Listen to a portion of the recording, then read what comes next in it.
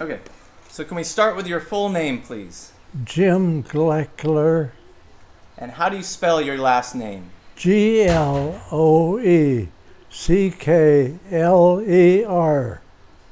Great. And where and when were you born? I was born on September 24th, 1924. So how old are you today? 93 today. Excellent. And you got a birthday coming up pretty soon. Yeah, September 27. And where were you born? In Canada. Right. Where in Canada? Saskatchewan. Okay. And which branch of the military did you serve with? What branch? Yes, sir. In the Army. Okay. And which unit in the Army did you serve with? What did I? Which unit in the Army did you serve with? Well, I was a scout, which meant I went in front, maybe a quarter mile,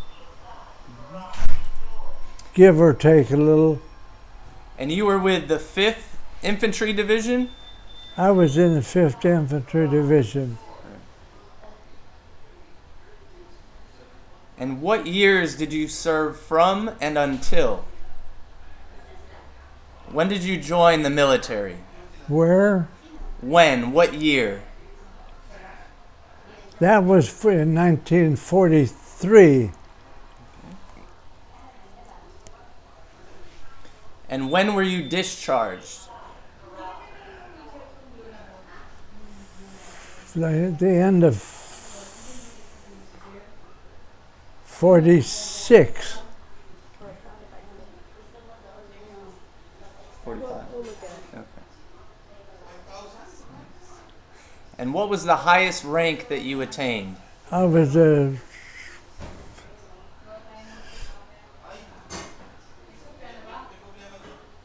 first class private. We didn't have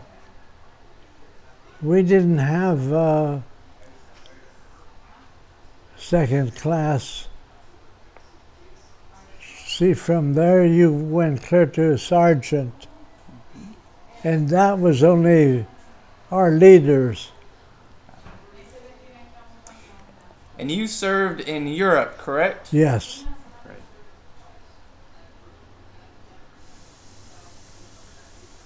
And I see you earned yourself a few medals over there. Well, I did get a few, yes. I see 2 Purple Hearts, Yes. a Bronze Star, Yes. a Silver Star, Yes. and more recently the French Legion of Honor. Do what now? More recently you received the French Legion of Honor, correct? Yeah. Right.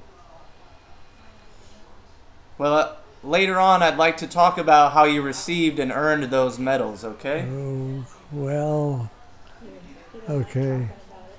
Okay. But Dawn will be here and he'll do it. All right.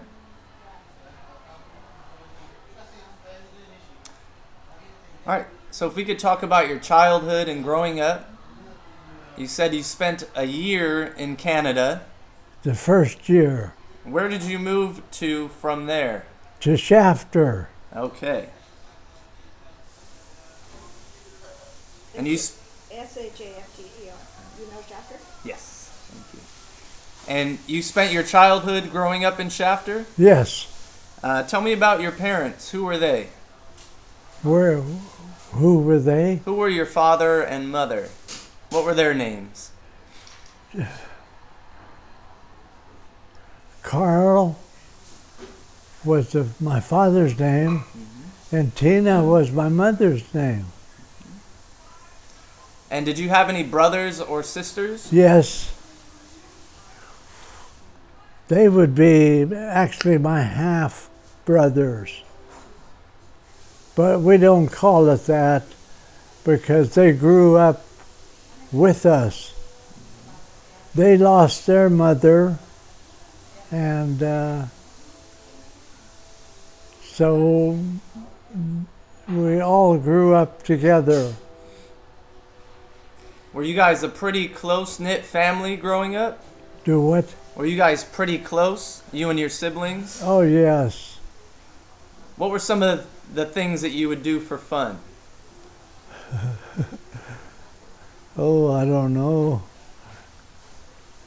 Nothing special. Just be kids? Yeah. They lived on a farm. Okay. You grew up on a farm? Yes. Did you work on the farm growing up? Yes. What did you do? What did you do to help out? Well, a farm. Oh, you just about do everything. Well, what kind of farm was it? Well, it was potatoes, cotton, things like that. So you would help out wherever necessary. Yes. And where did you attend school? Do. Where did you attend school? Where did I go to school? Yes, sir. I was in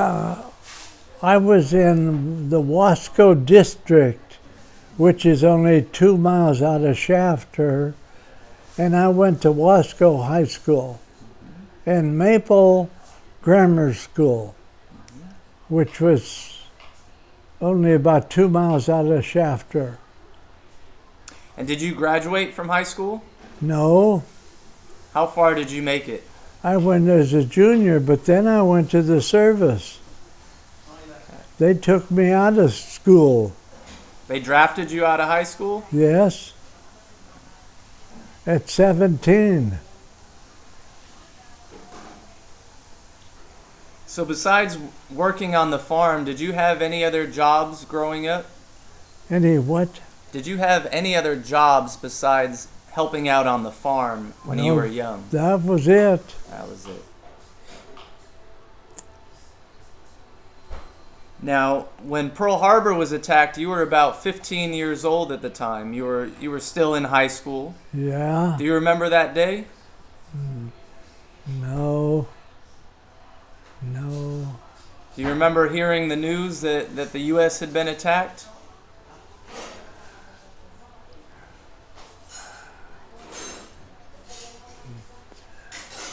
Yeah, I think so.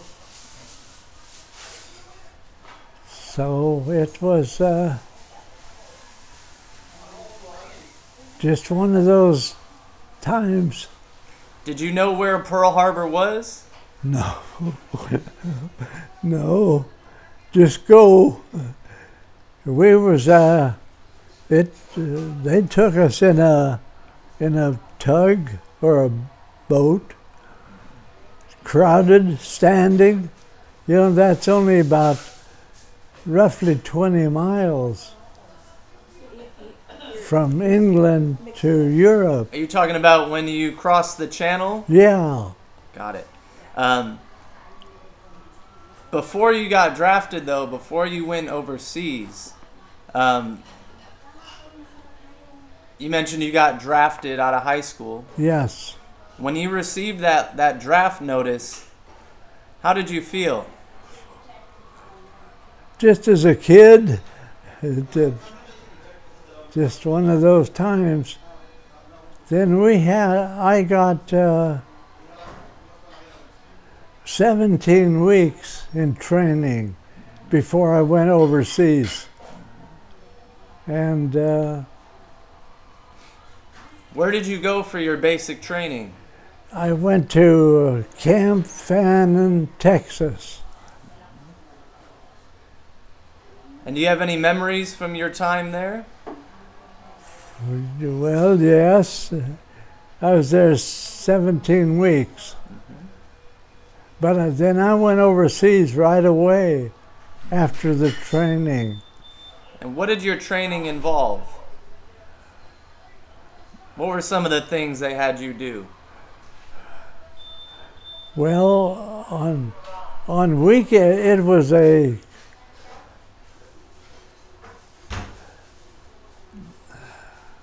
On weekends, if we wanted to, we'd get on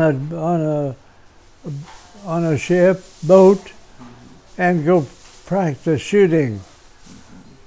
We could do that on our own if we wanted to. And I did a lot of that. So that was kind of nice.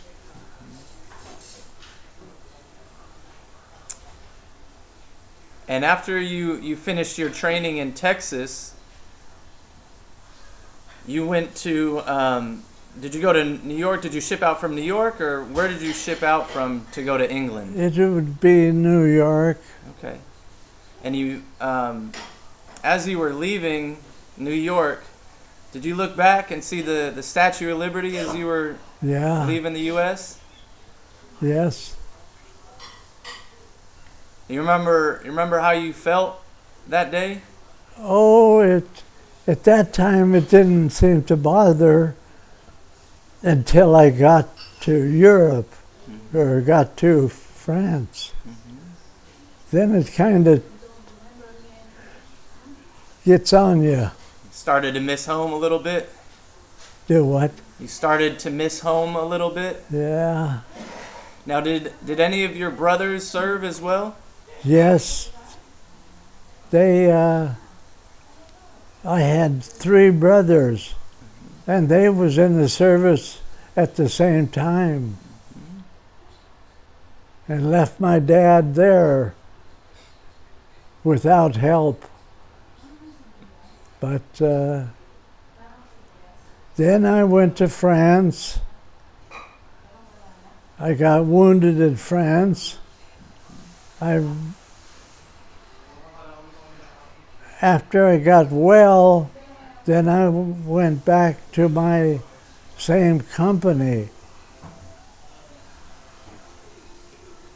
When did you arrive in England? Ooh. Was it early of 44? Yeah, early 44. About that time? Yes. And did you guys do more training in England? No. We went to England and just kept on going. So you landed in England and then made it right to France shortly after? No, right away. Okay. And do you know when you landed in France, when you crossed the channel there? Where? What was it? What date it was? Ooh. I can't give you that date. That's okay. You mentioned the ship that you were on that took you across the channel. No, it was Or is it a troop carrier? we're standing up crowded.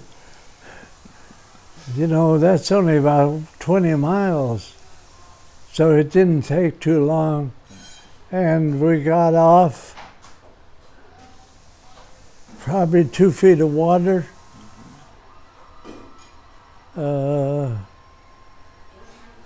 That's when the fighting started. And we ended up in Czechoslovakia.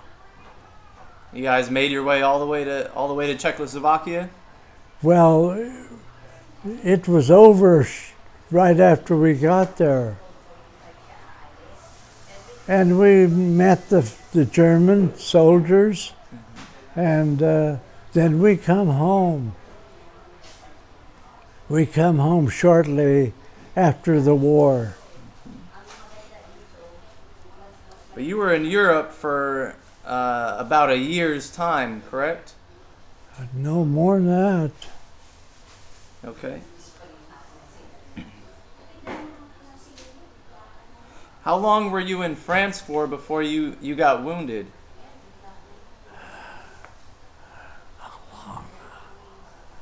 Oh, I can't say. Oh, I got wounded rather early.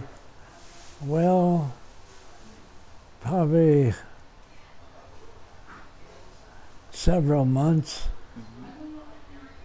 Can I ask you how that happened? Do what? Can I ask you how that happened? How I got, How you got wounded? I was a scout, and I was up in front, right at the edge of the woods, and an artillery got me.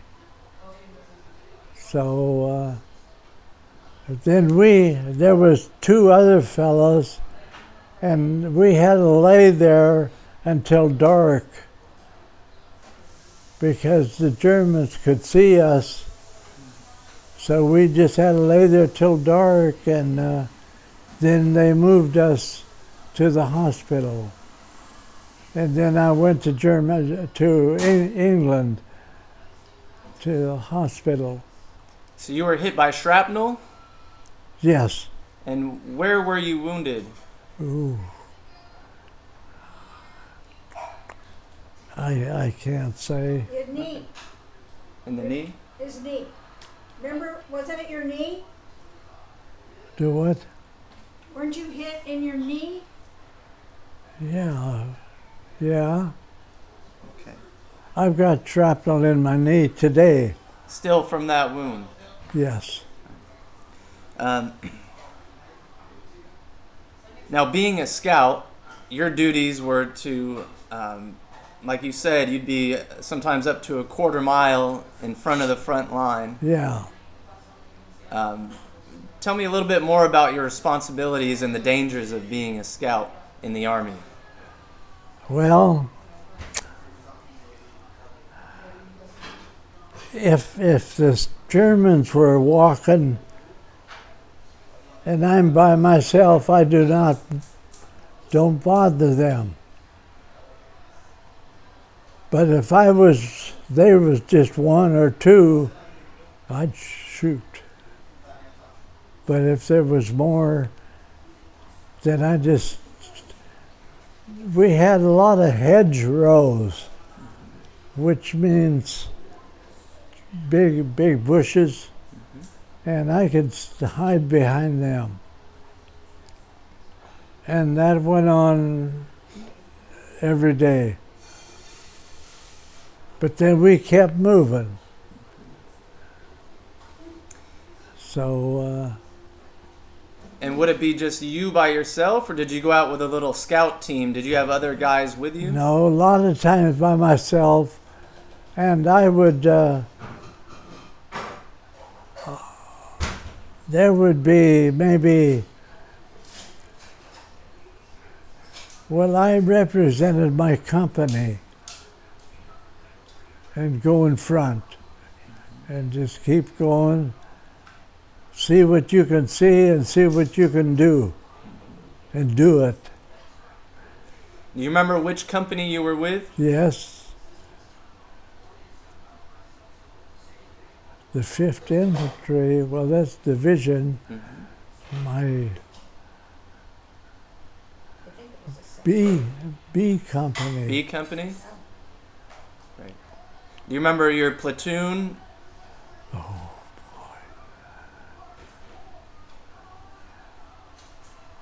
I know I'm really quizzing you here. Now that, well, see, I was so much in front and wasn't with a platoon. So you were a lone ranger, more or less. Yes. And that was my job. Now, when you would go out on these scouting missions. Would they be during the daytime, during the nighttime? Would it be both? Well, we kept moving so much, we never stopped. So I was never at one place very, very long. Maybe that evening, that day, and then I go. So you might go out for a few hours or a day, A day. and then report back to your company, let them know what you saw. Well, I report to my lieutenant through the mail, not mail, but he would be behind, and I'd report to him, tell him what I see and what I done. At that time, you do what you have to do and no questions asked. It was a little different than it is today. And you're only an 18-year-old boy at this point. Yeah. Now, would you ever find yourself behind enemy lines? Yes, very much so. Then you sit there and you be quiet. Unless you see if there's only one or two. We don't shoot them unless we have to. If they're fair, that's good. We don't just shoot them. But if we have to, we do. Now, were there ever any instances where you weren't able to make it back to your company? Where you had to stay out for more than a day? Oh, we stayed out. Well, we'd come in at night. And we were going out in the daytime. So then a lot of the times they'd put us in a Jeep and we'd go find a place to spend the night. That was very much so. Were there any times or instances where it was too dangerous for you to make it back to your company? Then there's a lot of trees, and I just stay under the trees. So you would use the environment for shelter and cover so you weren't detected? Well, no, I was on my own. And now it worked out, but it was kind of rough. This is every day. And what would you carry with you when you would go out on these? I am one. Would you have binoculars or any other devices that you would? No, that any other tools? Just an M1 rifle. That's what I carried and used. But we didn't shoot just to be killing people. So now it worked out fine. But at my young age, you know, you really aren't scared until you get right among them. And would you get pretty close sometimes? Yeah. I was very close at times. In those bushes, I might be, from here to the road, away from them. And I'm hiding and they're hiding. So it worked out. To your knowledge, were you ever detected by any of the enemy? No. So you had to have been pretty stealth in your movements. Yes. And getting that close. Yeah. There would be bushes between us. And they wouldn't see me and I wouldn't see them. But I could hear them maybe talking. And that's when you better kind of hide. Now, when you were wounded the first time, you mentioned you were sent back to England Yes. to recover. Yes. How long did you spend in the hospital and getting patched up? I think about 3 months. give or take a little. And did you eventually return to that same unit? Yes, I went back to my same company. Okay.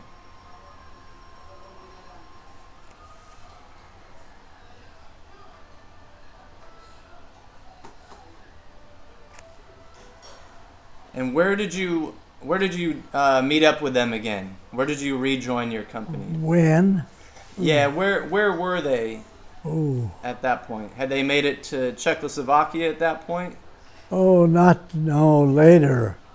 That was later on. Yeah, that was right at the end. Like I say, I went to meet the fellas. That was fine. Nobody shot. You're talking about you met German soldiers. Yeah. So Was that when the war had ended? that was what? Was that? Correct me if I'm wrong, but are you saying that you had encountered German soldiers? Yes, we did. And was the war over at this point? Or what was that situation? How did that happen? Well, the war was over, and then just in a day or two or three, they packed us up and we went come home. We didn't waste no time. So that was good. I had already been wounded and back, and I was happy. Happy to be going home. Yes. How did you feel being sent back into combat after you had already been wounded? Were you a bit reluctant to go back? I went back to my same company. Were you reluctant to go back to fight though? No, not really. I was just a kid.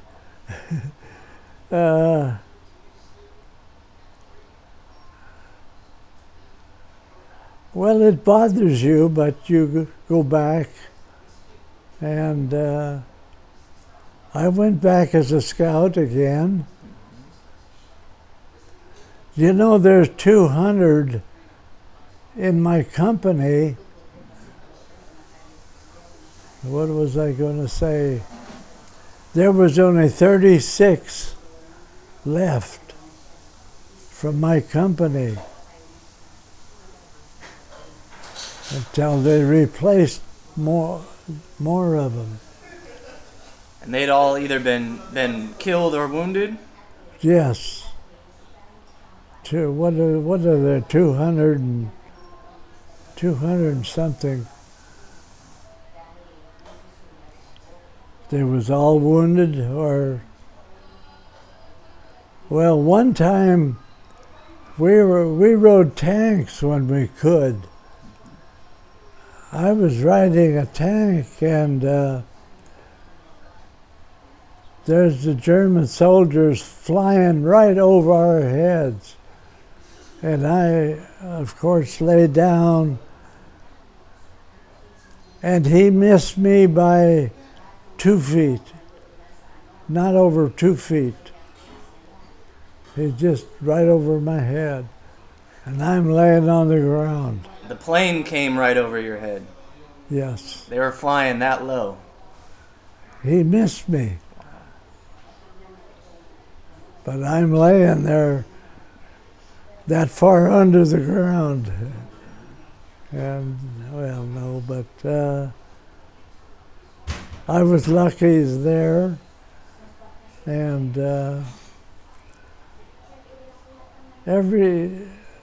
almost every day was rather lucky for me.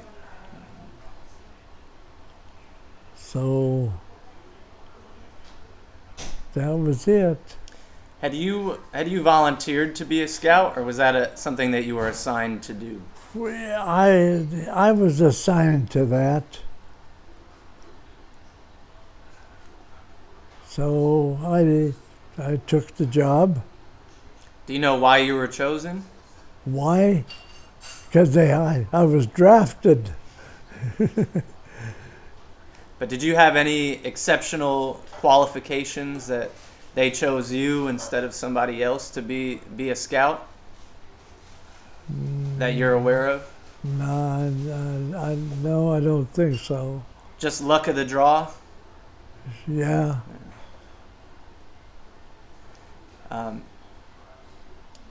So you spent the winter in Europe then fighting, correct? yeah. Do you remember that winter? Do you remember the conditions? Well, it was over, and we met the fellas, the Germans, He didn't get. said hello to them. What's that? He didn't understand. Right. He used to carry socks in his helmet. I'm wondering, because you guys landed in France about summertime, and I want to know what the winter was like when you guys were over there fighting. What was? The winter. The Oh, the winter. Yes, sir. We slept in the snow. Yes. I want to know how cold it was and what you were able to do to try to stay warm. You lay in that cold snow at night. You didn't have any blankets to keep warm? We did not. Were you able to dig foxholes? No, we didn't. The snow was probably 3-4 feet deep, and we just lay in it. And did you have proper clothing, in your opinion? That was rather summer, wasn't it?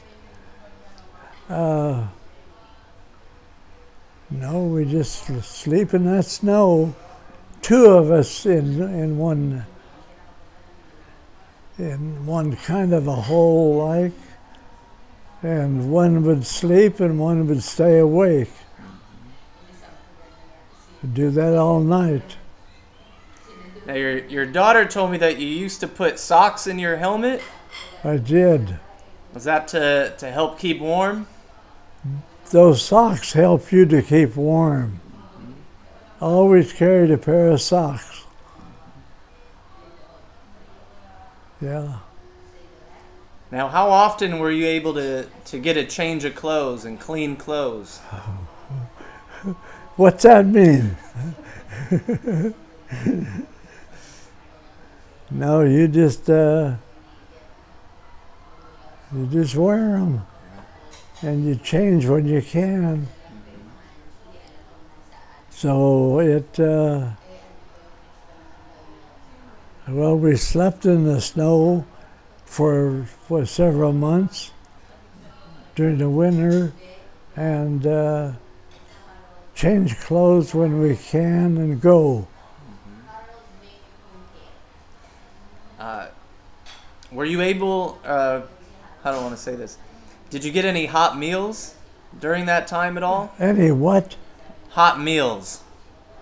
Warm food. No. What's that mean? No. So what would you eat? Well, if they could, they'd give us sea rations. I don't know, let's see, what would that be, sea rations? We'd get that, and that was good. Good as we could get. Things were not too good at that time. So, like I say, we moved. We moved heavy every day. Yeah. What are some of the other hardships that a soldier goes through? Where was the hardship? What are some of the other hardships? You didn't have clean clothes, you couldn't shower, you didn't have warm food. No, but you know, when there's times when we could, and like we may stay in a castle during the night, and I could speak German. And I'd tell them that we're not going to shoot you. We just want to stay here tonight. And they were scared, and we didn't shoot nobody in that castle. And you're referring to the civilians? Do what now? Are you referring to German civilians? Yes. Okay. And do you know which castle this was? No. Or where it was? No. Would you guys ever take any prisoners? Oh, yes. Lots of them. Like I said earlier, we do not shoot them until we have to. And there was times when they had our 101st Airborne surrounded, and then our General Patton, he says, our men are ready.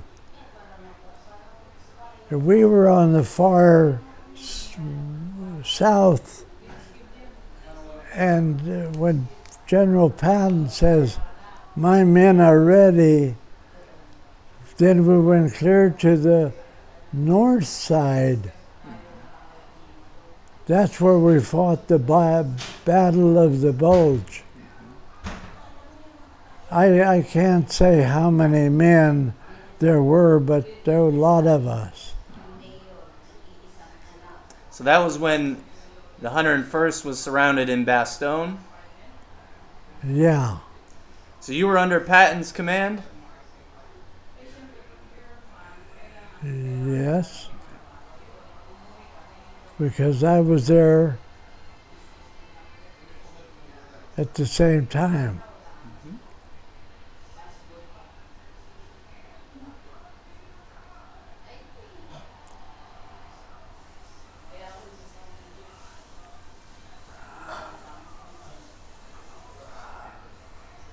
And I see that you have 2 Purple Hearts in that box over there. Huh, what? I said I see that you have a second Purple Heart in that box over there. Yeah, I got hit again. Can you tell me when that happened? I was at the wrong place at the wrong time. So I got shot again. I went back to England, went back to my company later. Was that from shrapnel again? Yeah. And do you know, can you tell me where you received that wound? Gee, I can't say. It was, I can't say. That's okay. They all looked the same.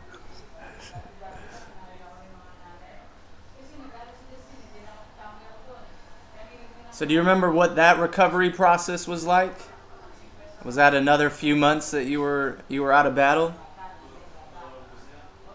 No, after I got better, then I was in charge of the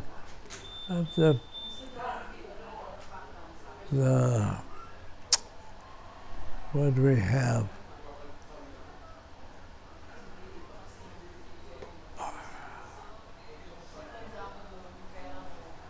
Our post office, but that didn't amount to too much. I just saw their name and I say, here, you find what you want. So. Over here, Don. Oh, here? Oh, okay. And this is Zach, Don. Hi, Zach. How you Zach. doing? Glad to meet you. Good to meet you.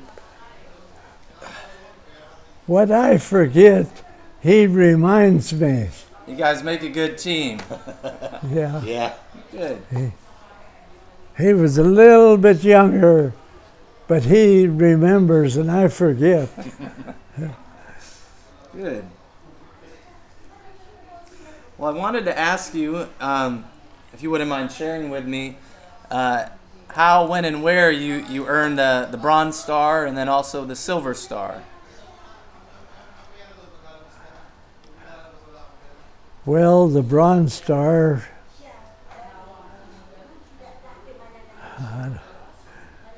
they just gave it to me. The Silver Star, they just gave it to me. Well, I know they don't just hand those out, but No, whatever you're willing to share. well, I don't know if I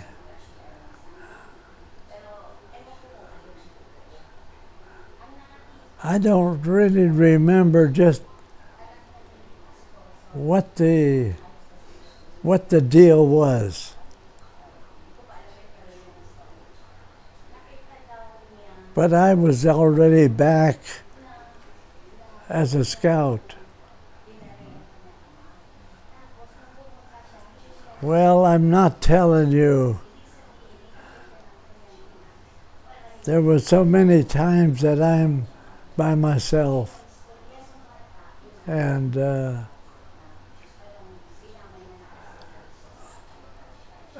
was a German company. They were by themselves. And I was back far enough where I could shoot at that company. And that's what I did. I knocked that one company out with my rifle. And that's about how it went. Tell him about the tank. Huh? Tell him about the tank. Calling in artillery on the tank. There was artillery on the tank, and I got them. Yeah, he called it in. Okay. Spotted it and called it in. So you were out on a scouting mission. You spotted a tank, and then called in the artillery on their position. No, I shot. I didn't call nobody. In those days, you shoot. You don't ask.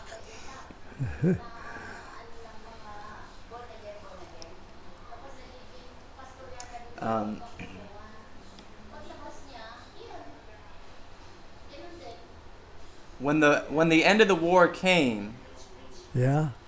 where were you at that point? I was in Czechoslovakia. You were in Czechoslovakia. Yeah. Okay. And when did you receive word that the war had ended? I think we fought for a day after it was over. Because we're so far in the back country. And they told us the war's over. So we just got together and shook hands. And that was nice. And that's when you had encountered the German soldiers, as you had mentioned? Yes. So you guys laid down your arms. You said you Yes. shook hands with the enemy. Well, no, I don't remember laying them down. But we didn't even try to shoot. Because then we knew the war was over. We're coming home. We started home probably the next couple of days. We're on our way. And we come home. I was we're on points there. I was 1 point short of getting a discharge. And I had to stay in another 30 days. They just gave me a 30-day furlough to come home. So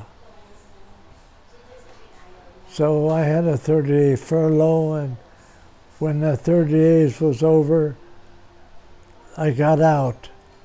So I want to ask you, when you encountered the German soldiers in Czechoslovakia, the fighting had ended. You said you shook hands with them. Yes. Did you guys just turn and go your separate ways at that point, or did you spend any prolonged time with them? No. You said you spoke German. I could speak German. I'd speak German to them. Not too good, but the older people, I could understand them good. Did you have any exchange with the enemy soldiers Then, when you guys met? Yes.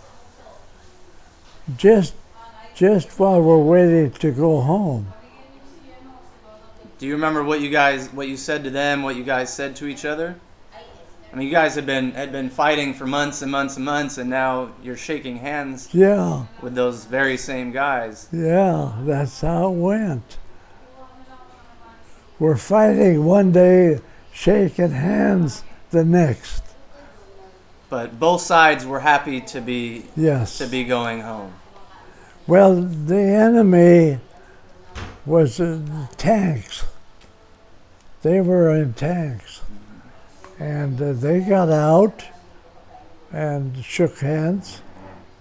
And I got out. I was the only one up there in front. And I shook hands. It was over. So, do you remember who told you that the war was over? How you got that information? Well, somebody told us. And did you believe it at first? Yes, I believed them. I wanted to believe them. Absolutely. Now, you mentioned you had a 30-day furlough. Was there any possibility of you being sent to the Pacific to serve in the war going on over there? Was there any talks of you being sent there? Do you remember?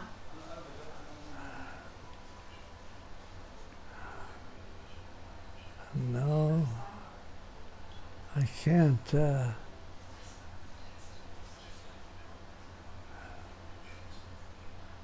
No. Okay. Some things you just forget. That's all right. Now, if I may, if I can defer to you, if there's anything that you may be able to, what do I want to say? Add or Of course, prompt. I don't know what you've talked about. Well, we talked about him being a scout, about the first time he was wounded, how he earned his Purple Hearts, and his involvement in the Battle of the Bulge, being sent there to help support, the 101st out there. Talked a little bit about how you were in the Silver Star. I guess you were here for that. I don't know. Did you send him the DVD? No. Oh, you haven't seen the DVD. I haven't seen the DVD. No. Okay. Well, my relationship with Jim is he rented a shop from us. We live out in Shafter, about 20 miles from here. And over the years, Is it okay if I put the microphone on you? I'm sure. Okay. Sure. I'm going to pull this microphone off you for a second, okay? Okay. I'll give you a break. All right. All right. Excuse me. I'm just going to pull it out from... there you go. I'll just clip it right there. Perfect. Okay. You were saying you can I put the camera on you too? Or Sure. You're okay with that? Yeah. All right.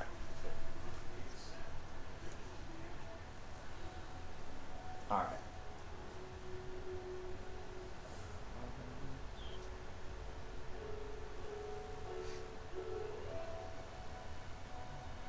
Okay.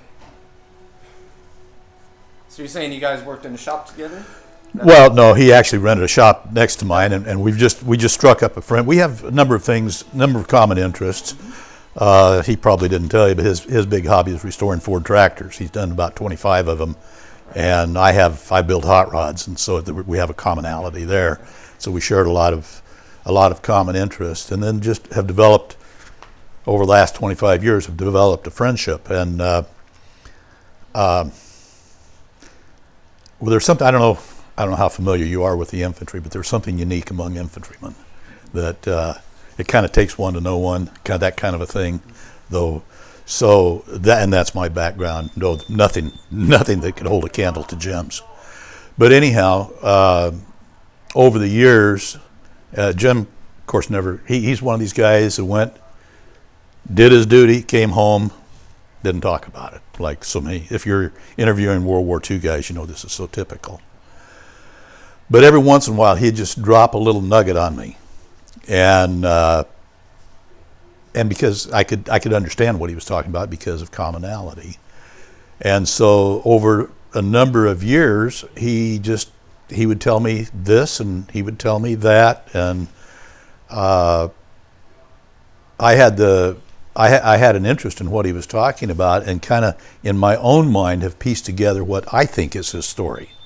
Probably not 100% accurate, but based upon what he's told me, what I have read, I do have some interest in military history. And so I kind of, in my mind, have formulated his story. So I don't know how much of that you want me to tell. That's basically what's on the DVD. Okay. Yeah, I mean... Well, I'll start and you tell me when to stop, because I'll ramble, okay? All right. The way I understand Jim's story is that he, along with a good friend of his, another guy named Jim Pellet, were both drafted out of high school when they were 17. Jim Pellet went to the artillery. He was he was also involved in the invasion. He was up north. Jim was, of course, as far south as you could get with Patton's Third Army. But anyhow, Jim went over to Europe unassigned. He was put in what's called a replacement depot. He was not assigned to a unit going over. But once in Europe, he was assigned to the 5th Infantry Division, which was part of Patton's Third Army. He participated in the landing there at Normandy. Came in the second day on. I get Utah and Omaha mixed up. It was Utah. Yeah, came in on Utah. Second day. Numerous times when I've talked to Jim, he's told me about, coming over on a landing craft. You can only imagine what it was like for these guys, 17, 18 years old, leaving England probably in the middle of the night. They can hear the guns as you know how sound travels over water. And I've often wondered what was going through their minds as they were, in this landing craft. And as the closer they get, you can see the big Navy guns, and as they approach the beach, you can just imagine the machine gun bullets rattling off the side of this landing craft. But oftentimes I've said, Jim, I can't even imagine what it must have been like when they dropped that ramp. And you looked out, and all you saw were just the wreckage and the carnage and the flashes from the machine guns, et cetera. And then you jump off into the water chest deep and figure you're probably not even going to make it to the beach because of all the just carnage that surrounds you. And when you do get to the beach, how are you going to get across the beach? How you hit an open beach, I'm sure these guys had little expectation that they were even going to get beyond the beach. But then they started moving inland, and as I mentioned on the DVD when I had the privilege of telling his story, I think Jim, being the kind of person he is, there's nothing better in the infantry than an old farm boy, somebody that's handled the weapons, got some common sense, not afraid of adversity. These are all part of what makes up an old farm boy. And I think early on, Jim was recognized for his leadership qualities, even though he came out of PFC. But that doesn't mean anything. But it wasn't too long till he became both a scout, which I know he's told you about, and my understanding, And this is something I'm not excuse me.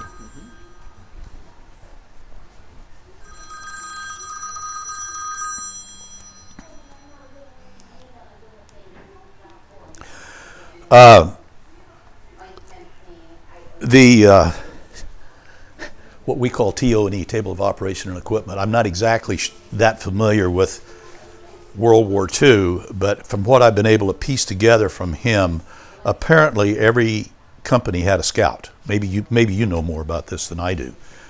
But basically what a scout would do is, as they're moving forward, and of course this is Patton, who's just moving very, and I know you know the history there, very aggressively, just constantly moving. They would come into a defensive position at night, and then a lot of times each company would have at least one, or perhaps more. I don't know. Maybe a bit on platoon level. I'm not sure.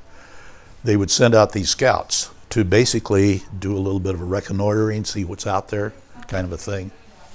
And so Jim was designated a scout. And I know he's told me about situations, particularly there in Normandy, where you had the hedgerows, of being out on a scout and being lying on one side of the hedgerow and be able to hear the Germans on the other side. And of course, as he said, he speaks German.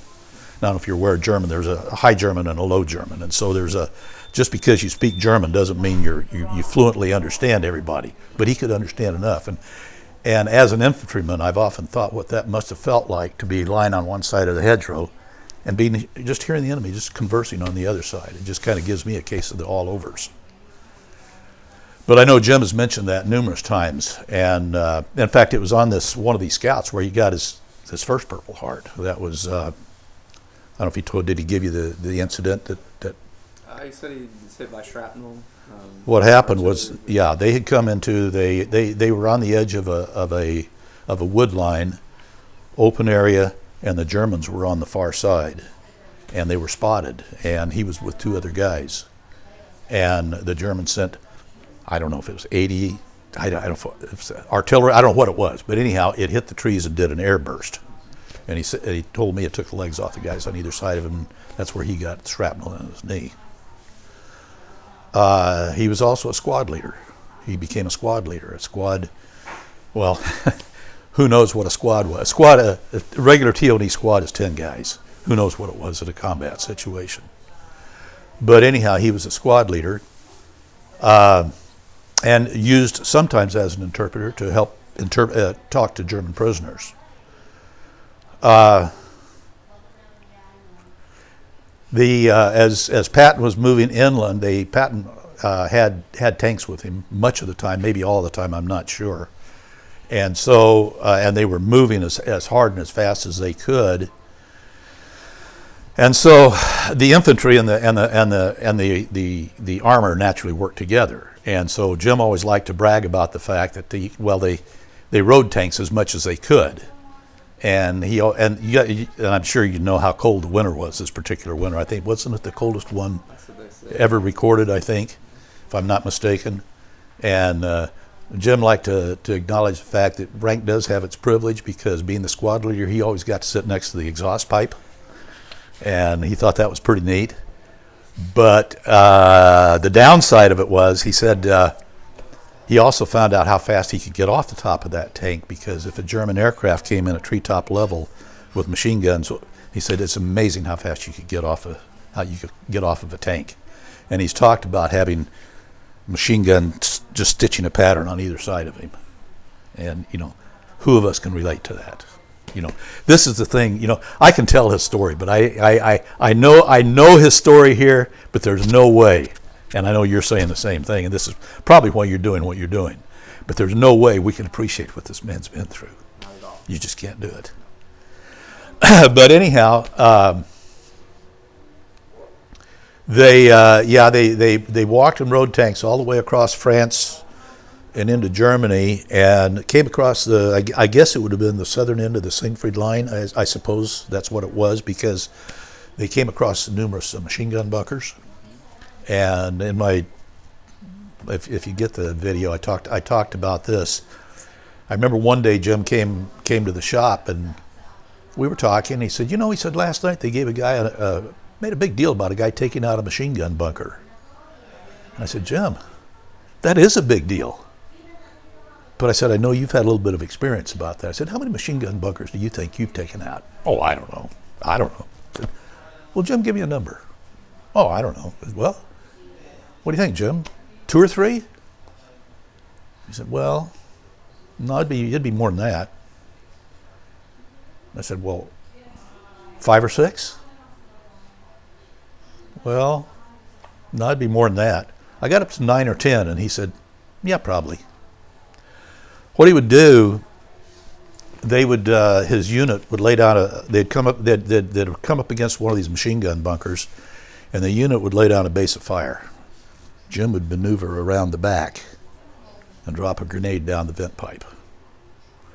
And this guy's one of the most tender-hearted guys you've ever seen in your life. And I know that hurts immensely.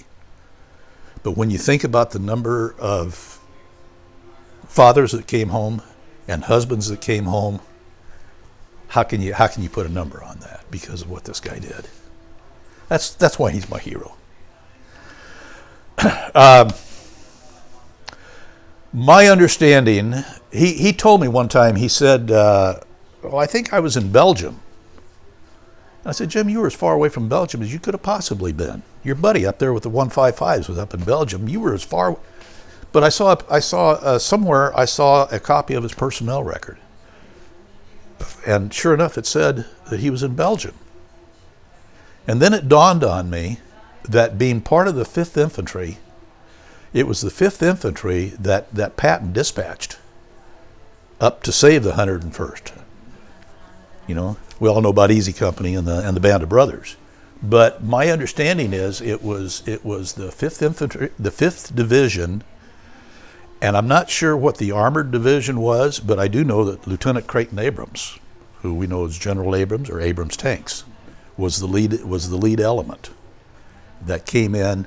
And whether he actually got into Bastogne or not, I have no idea. But I do know. And then later when I realized what had happened and I started talking to him, he could confirm enough of what I knew to be a fact that, yeah, you were there. See, the thing that a lot of people don't understand, and I used this analogy the other day when I was talking to Barbara. The area that we live in right here, the San Joaquin Valley, is one of the major food producing areas in the world. It is actually absolutely critical to the economy of the state of California, though the state of California seems to fail to recognize that. But so much of the economy of California is built on the agriculture that's produced here in the San Joaquin Valley. We have exports that go worldwide. We're known around the world for a lot of our products. And you can write books about the San Joaquin Valley and what it does agriculturally. But their agriculture is built on that field worker that's out there cutting grapes. I'm a farmer, so I relate to that. That field worker out there cutting grapes, all he's concerned about is making enough so that he can maybe pay the rent so that he can support his family. He has no concept of what agriculture in the San Joaquin Valley related to California and worldwide means. He's just trying to make enough to keep his family alive. An 11B10 rifleman in this kind of a situation, slogging through the mud, all he knows is, I hope I stay alive until tomorrow, and I know what's 50 feet in front of me, 100 feet on either side of me, and that's my world. When I was in Vietnam, my map, I cut down to fit in my pocket. My whole map was about that big. It covered an area of about 8 square miles. That's all I knew. He knew, like I say, what was right in front of him, what was on either side, and man, I'd die for a pair of dry socks.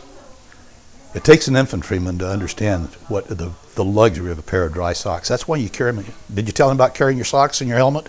Infantrymen always, you know this, you've done a lot of research. Infantrymen will always carry a pair of dry socks in their helmet.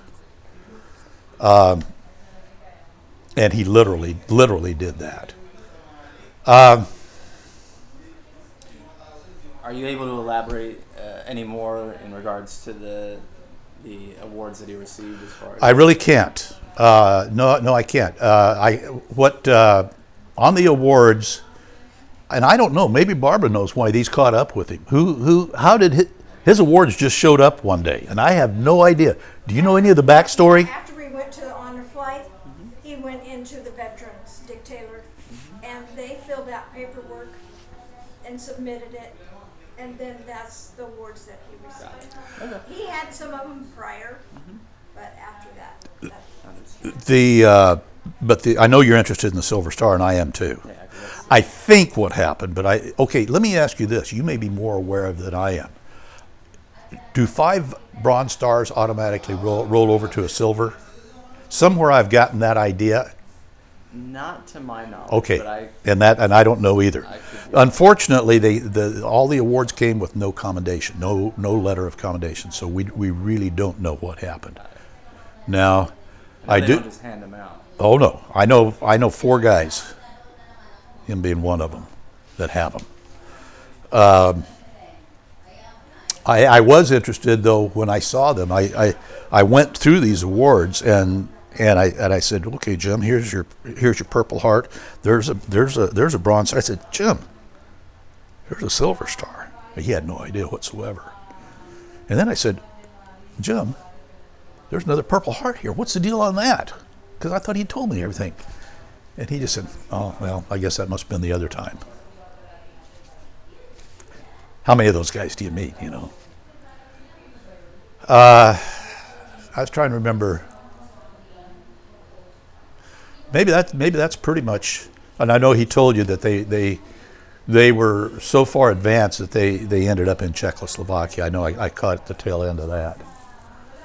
I don't know. I don't know if there was anything else. I mean, I thought we did pretty good. Is that kind of what you were looking for? Yeah. Yeah. How do you feel? I don't know if I had some notes here, but I don't know if that's probably pretty much it.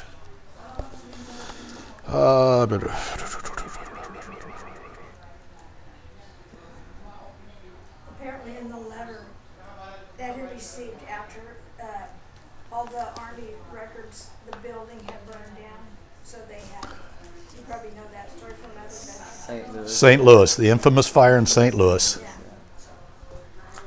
His were among those. Yeah, that's pretty common.